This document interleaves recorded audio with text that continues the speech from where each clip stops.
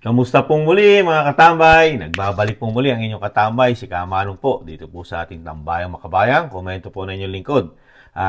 Komentohan po natin to mga katambay. Ito pong kumakalat na video po ng dalawang angkor po mga katambay. Ito po ay pangtutya o tinututya po sa kanta.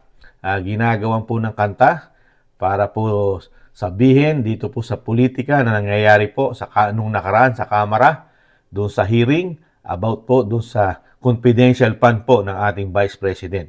Ginawan po nilang ng tinatawag na hymnet song, mga katambay. Ito pong dedicate po daw nila kay Vice President Sara. Ito pong makilala po itong mga angkor na ito, mga katambay. Lalo-lalo na po si Arnold Clavio. At siyempre po, yung kanyang co-anchor na si Connie Season, mga katambay. Pakinggan po natin ito. Ito po ay kumakalat at komentuhan po natin, mga katambay. Talagang pati media, talagang sinasabi nga ni Kamanong, ang mainstream media at mga broadcaster ay talaga kasama na yata di umano sa mga attack dog na hindi nababayaran para yung sinasabing political na ambisyon ng ibang tao ay may nagbabayad yata, mga katambay, yung sinasabing demolition job, pati yata mga angkor kasama sa demolition job para sa Vice President Sara Duterte. Pakinggan po natin ito, mga katambay, at komentohan natin.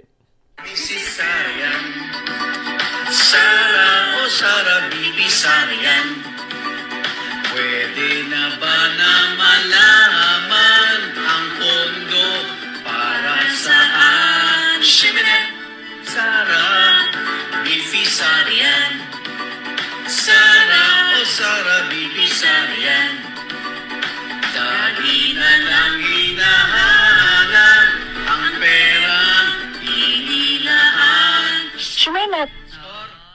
Shumenat. Mrs. Sarayan, Sara o Sara Bibi Sarayan, pwede na ba na malaman ang pondo para saan? Shiminet, Sara Bibi Sarayan, Sara o Sara Bibi Sarayan, dahil na lang hinahanap ang perang inilaan. Shumenat. Shumenat. Mrs. Sarayan. May mga pahayag pa po ito, mga katambay, na talagang kinukundina niya po at sinasabing isa po ito sa kritiko talaga ng mga Duterte. Kahit nung panahon ni dating Pangulong Duterte, kritiko na po talaga itong si Arnold Clavio, mga katambay. Kahit po sa kanyang mga balita, kahit sa radyo, kahit sa telebisyon, talagang maririnigan mo siya na talagang hindi po sila, hindi sila panatiko o sinasabing nagbabalita ng totoo pagdating sa mga Duterte. Talaga pong laging nagiging sinasabing bias, mga katambay. Komento ni Kamanong. Nakakalungkot lang po dito po sa isang broadcaster. Broadcaster po ito pero hindi marunong mag-research. Dahil alam naman po natin, mismo ang COA, nung hearing, sinasabi po hindi pa tapos yan. Hindi pa tapos yan yung sinasabing issue sa confidential fund. COA na mismo nagsabi. Hindi pa final. Meron pang mga pwedeng gawin ang Office of the Vice President. At isa pa, dinala po sa Supreme Court yan yung usapin po na yan ng confidential fund. Ang napakahirap po rito kay Arnold Clavio. Palibasa, hindi po abogado ito Dinala mo sa Supreme Court, tapos ngayon, gusto mo magsalita ang Vice President. Dun nga sila sumasagot sa Supreme Court. Intayin mo yung sagot ng Supreme Court, yung final, yung pinale. Di po ba? Kasi nga, ginagawa po nilang issue ito para yung sinasabing demolition job sa Vice President. 125 million, year 2022 pa po yun, yung confidential fund. Pero, paano mo sasabihin na hindi bias itong mga angkor na ito sa pangunguna ni Arnold Clavio, mga katambay? Yung 125 million na ginastos daw confidential fund na hindi pa napapatunayan dahil nasa Supreme Court pa, mga katambay. Hindi pa nilalabas ng Supreme Court ang pinale na desisyon po dyan. Pero ito pong si Arnold Clavio, hinayang na hinayang po dito po sa 125 million. Pero hindi po siya nang hinayang doon sa taon-taon na confidential fund ng Pangulo na hindi bababa sa 4.56 billion. Mga katambay, 4.56 billion taon-taon mula nung siya maupo. Mga katambay, meron po siya confidential. Siyempre, confidential fund niya ng 2022, hindi naman po ganun kalaki. Dahil siyempre po, halos nagkalahati po sila ni dating Pangulong Duterte. Dahil nung time na yun, bumaba na po ang dating Pangulong Duterte at siya na po ang pumalit. Kaya hindi po ganun kalaking 4.56 billion ang 2022. Pero ang sinasabi nga ni Kamanong, yung 2023, 2024 at itong papasok na 2025 ay hindi po bababa sa 4.56 billion ang confidential fund ng isang Pangulo. At napakalaki pa rin po ng confidential fund ng speaker. Hindi lang po yan binobroadcast. Hindi lang po kasi binobroadcast ang mga confidential fund ng isang Senate President at ng isang speaker na hindi po binabatikos at hindi po ginagawa ng kanta ni Arnold Clavio, mga tabay. Hindi po niya ginagawa ng kanta yung sinasabing shame song, Simet song, mga tambay. Hindi niya ginagawa ng kanta yung 4.56 billion kung paano po ginasta ng isang Pangulo. At isama na rin natin confidential fund na alam naman natin, komento ni Kamanong, na napakalaki rin po sa speaker at sa Senate President, mga tambay. Hindi lang po 125 million yan, mga tambay. Kaya nakapagtataka na ito pong mga ito ay lulang-lula sa 125 million. Pero yung ibang nagtatrabaho sa ating gobyerno, katulad ng Pangulo, na tumataginting na 4.56 billion sa loob lang ng 12 buwan. Gaano kalaki yun? Tinga lang yun. Tinga. Tinga lang ng 25 million yun. 125 million. Tinga lang, mga tambay. Butal na butal lang.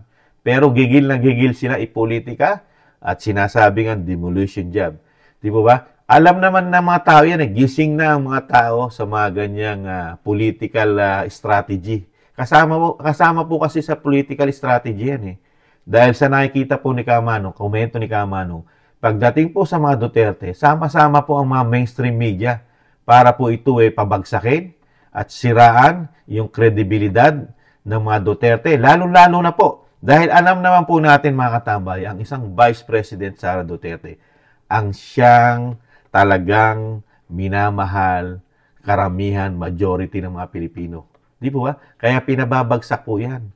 Pinababagsak po yan dahil sigurado po yan na susunod na presidente ng Pilipinas yan. Huwag naman sana, baka mapaaga pa. Baka hindi sumapit ang 2028. Huwag naman sana, komento ni Kamanong, maging presidente na agad dyan. Mga katambay, baka lalo magkaproblema si Arnold Clavio pagka naging presidente yan. Dahil sana ayusin sana ng Vice President Sara Duterte, lalo yung mga natuklasan niya korupsyon sa gobyerno, na napakalalaking korupsyon, mga tambay. At makikita niya rin dito kung paano po makinabang ang mga media. Komento ni Kamanong, baka naman ito nakikinabang sa pondo ni Juan de la Cruz, sa pondo ng taxpayer, nakikinabang din po ang mga media, lalo po ang mga sinasabing broadcaster, mga katambay. Kaya sana po, makita rin. Kasi si dating Pangulong Duterte, nasilip niya yan. Nung mga panahon ni Pinoy, ni dating Pangulong Pinoy, meron po mga allowance po yan. May mga sinatawag na kasama po sa pondo ng gobyerno. Di umano, ang broadcaster at ang mga mainstream media. Di ba? Di ba tinanggal ni dating Vice President sa Duterte yan? Dahil unang-una, hindi naman sila empleyado ng gobyerno. Di ba? Ngayon kaya bumalik kaya o lumala pa o lalong lumaki pa ang sinasabing mga allowances nila, mga katambay. Sa bagay, sinabi rin naman yan, pinatunayan ni Sasot Rogandos na meron pong pondo ang mga media, ang mainstream media sa Malacanang. Ayaw po kay Sasot Rogandos, mga katambay, sa kanyang mga vlog. Di po ba? At hiyang-hiya tayo dito kay Arnold Clavio. kung batikusin niya at talagang, binabatikos niya, pinariringgan niya, pinatatamaan niya, kasama si Connie Season, ang kanyang co-anchor, sa pamamagitan ng kanta, ang isang vice president, samantalang hindi pa tapos ang usapin sa COA, yung pagpasa ng mga resibo ng vice president. At siya lang ang nagpapasa ng mga ganyan.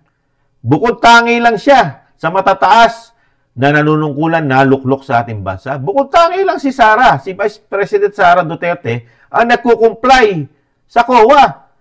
Ang Kamara, hindi nagkukumply yan. Mga katambay, lalo ang speaker at mga congressman, hindi sila nagkukumply, nagbibigay ng mga gastos nila, resibo, sa COA, ang Kamara, ang speaker, mga congressman, walang mga resibo yan. Pero sila yung magigil na mag-imbestiga na sila naman, nakatago ang resibo nila. Kung paano nila gastusin yung sinasabing pondo, confidential fund. At napakarami pong fund yan. Itong Kamara, di ba, yung sinasabi nga ni Kamanong, yung MOE nila, hindi nila binubuksan yan. At hindi po sila transparency. Hindi po. Ayaw po nila yan. Yung liquidation, ayaw po nila yan. Pati ang Senado. At napakarami pong extra yan. Ibabalik lang natin yung extraordinary fund, classified fund, confidential fund, at travel fund. Di ba? Bakit kaya hindi ginagawa ng kanta ni Arnold Clavio yan? Yung sobrang fund ng Kongreso at ng Senado. Di ba? Kaya alam mo, demolition job yan eh. At nakakahiya din dito kay Arnold Clavio. Talagang kahit usapin pa sa Supreme Court, binabaliwala niya yon. Dahil nga, hindi po sila bayad. Wala pong pondo ang gobyerno sa kanila para atakihin kasama sa demolition job yata ang Vice President kasama na ang mga Duterte at mga sumusuporta rito. Di po ba? At nakakahiya rin po. Napakalinis po kasi ni Arnold Clavio, mga katambay. Malinis po ito eh. Dahil alam po natin, ito po, namulestya po ito nung panahon po na siya kabataan pa. At meron po siyang sinasabi na, yung sikat na sikat po nung araw, di po ba? Balik tanaw lang natin. Si Sara Balabagan, di po ba? Natatandaan niyo yun? Yung nagka-problema po na OFW, na molestya po sa bandang Middle East, di po ba? Siya po yung sinasabing tumutok po dyan noong mga panahon na yon, di po ba? Ito po yung minor. Minor po ito eh. At siya po nung panahon na yon, may edad na't may asawa na. Itong si Mr. Clavio. At ito po yung nakakasuhan po ito eh. Nakakausahan po ito ng rape. Di ba ba? Kaya lang, siyempre, siguro, na-dismiss dahil siyempre, baka pinatawad na o hindi natin alam kung ano nangyari. Pero ito po, nanggahasa po ito, sinamantala po isang minor. Yun nga po. At nagkaanak po ito doon. At pinabayaan, yung anak niya, pinabayaan pa. Yung kanyang anak kay Miss Sara Balabagan, mga katambay. Pero napakalinis po niya. At nakakatuwa po, yung ginawa niya pong kanta, kapangalan pa po nung kanyang minulestya o pinagsamantalahan na sa kabataan. Bata po minor. Sara din po ang pangalan, mga katambay. Sara. Nakakatuwa naman, ano. Yung iyong pinopolitical demolition, yun din yung pangalan. Yung Sara Balabagan, yun din yung doon ka nagkaroon ng problema, sinamantala mo. You know, yung harassment, parang rape yan dahil nga minor, di ba? Noong mga panahon na yon, si Sara Balabagan, na inanakan mo. Tapos pinabayaan mo. Nasa Amerika na po ito I think nasa Amerika na po si Sara at may pamilya na po. Pasensya na po at naungkat natin. Kaya lang po kasi naungkat lang din natin. Kasi, nagmamalinis po ang isang broadcaster. Nakala mo kilinis-linis niya rin kung, questionin. At alam naman natin na sa COA hindi pa tapos yan at Supreme Court. Pero siya, talagang pinipilit niya. Pinipilit yung isang bagay na merong proseso, may tamang proseso ang batas. Lalo po sa confidential fund. Nagtataka nga lang po si Kamanong confidential fund yan confidential. Pero inilithala po yan. Inihayag na po yan sa buong mundo at sa buong Pilipinas. Kalat na po yan. Yung confidential fund na yan. Pero, sinasabi nga ni Kamanong, nasi-single out lang yan dahil nga sa sinasabi nating demolition job para sa Vice President na talagang siraan mo ang kredibilidad, pababain mo ang napakataas niyang trust and approval rating sa mga Pilipino dahil siya lang talaga nakikitaan ng mga Pilipino na talagang yung trabaho niya ay napapakinabangan ng mga Pilipino at lalong-lalo na pinagkakatiwalaan siya lalo sa pondo na kanyang hinahawakan at programa. Yung mga nag-aakusa, lalo ang sinasabing convicted, nag-umpisa po yan sa convicted eh. Yung convicted po ng child abuse na nagtatrabaho pa rin sa Kamara, sila po magigil na gigil dyan eh. Sa pangunguna po ni Franz Castro, Makabayan Black, di ba? Si Brosas, si Raul Manuel, at sa Senado naman eh, gigil na gigil din ang isang senador, Risa Hontiveros. Sila po yan eh. Kasama po sa part po yan, di umano, sa demolition job, mga katambay. Pero wala naman po mangyayari yan, mga katambay. Lalo po silang nakikilala ng mga Pilipino. Itong mga ito, kasama ang mainstream media, sa pangunguna po ni Arnold Clavio. Lalo po sila nakikilala kung anong klase po sila anchor, kung anong klase po silang media. Nakikilala po sila ng sambayan ng Pilipino. Lalo ng mga OFW. Kilala po ito kung anong mga diskarte nila. Kasi, ikaw isa kang mamamahayag. Sinasabi mong ikaw ay wala kinikilingan.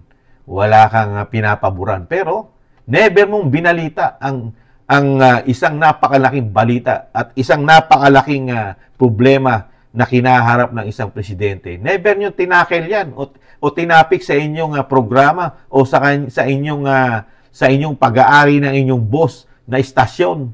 Di ba? Never nyo tinalakay yan. At never nyo nabanggit ang issue ng isang presidente at ng kanyang pamilya at ng kanyang barkada na Voltes 5. Yung droga issue. At never nyo rin in-interview o binalita si Cathy Binag. Saka si Jonathan Morales. Di ba? Never. Kaya wala kayong kinikilingan eh. Wala kayong kinikilingan. At never din yung ginawa ng kanta. Yung 5,500 flood control, mga tambay. Never nilang ginawa ng kanta yan. Yung nasayang ang pera ng Pilipino, taxpayer, inanod ng baha ni Karina, na bilyon-bilyon po ang naubos. Pero sa confidential fund ni Sara Duterte, ginawan pa ng kanta. Isinama pa, sa kanta ng CNET, CNET song, mga katambay, ng CNET song. Pero walang CNET song, ang 5,000 flood control, bilyon-bilyon na nagasta. At syempre po, ang confidential fund ng mga matataas na natunungkulan sa atin, wala rin po silang CNET song dyan na 4.56 billion ang sa Pangulo. Hindi natin alam kung gaano kalaki sa Senado at sa mga congressman at sa speaker. At lahat po ng department, na-i-vlog na po natin yan. Lahat ng department ng gobyerno may confidential fund. Mas malaki pa sa confidential ng 125 million. Billion din po, billion ang mga confidential fund ng mga yan. Kaya naagulat po. Good luck na lang po sa iyo. Good luck na lang po, Mr. Clavio, Arnold Clavio. Ngayon, imbis na nakakalimutan ng tao yung iyong ginawa kay Sara Balabagan, ngayon naungkat na naman yung pagiging napakabuti mong tao at napakabuti mong ama sa anak ni Sara Balabagan. At ngayon, nabunyag ulit na ikaw yung kabataan ni Sara Balabagan ay sinamantala mo yung kanyang kabataan at nagkaroon ka pa na akusa na rape sa iyong pagkatao, mga katambay. Hiyang-hiya naman tayo dito kay Mr. Arnold Clavio. Ngayon, yung sinasabi mong kanta na Sara, sa'yo tumugma, Sara Balabagan, mga katambay. Muli po si Katambay Manong, nag-iiwan po ng thank you po sa mga nakagusto po ng ating malitan channel, Tambayang Makabayan, komento na inyong lingkod. Sa mga nagla-like, share, and subscribe, at sa mga nagko-comment, maraming salamat po mga tambay. Sa muli po, paalam, bye-bye, ingatan nawa.